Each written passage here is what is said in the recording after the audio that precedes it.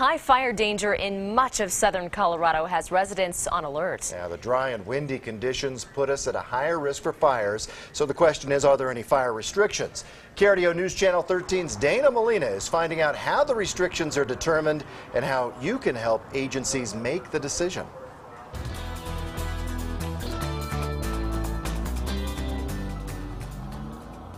James, Heather, this sign here says the fire danger today is high. Many of you had told us that should be enough to have some type of fire restrictions in place, but really there are a number of factors that help determine that. We checked in with the El Paso County Sheriff's Office about how they make that decision. I knew some people that, up in the Black Forest area that lost their houses. So, I mean, and what the devastation did for them. Kimberly Schaffner and her family learned from their friend's loss. Fire danger is real, and preparation is key. It seems to me we're in such a period of drought, and we haven't had much winters in the last few years, that it seems to me some common sense type stuff should be in order. Common sense things like fire restrictions, but making that call takes a lot of consideration. So fire restrictions are out there not as a burn ban or anything other than to limit the exposure to risk that human-caused fires may have. El Paso County Deputy Fire Marshal Scott Campbell says they look at 7 criteria to determine fire restrictions.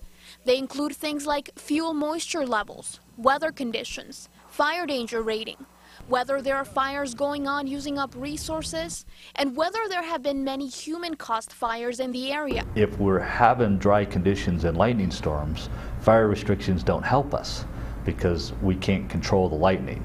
What we can control is attempt to control is the human component. That human component is important. If we're not having fires, even though the conditions are present, restrictions won't make us have less fires because we're not having them.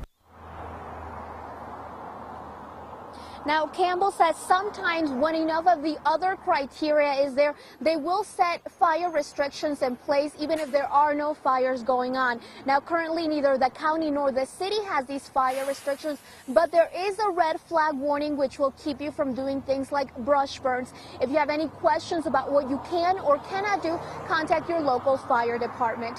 Live in Colorado Springs, Dana Molina, KRDO News Channel 13. Good information.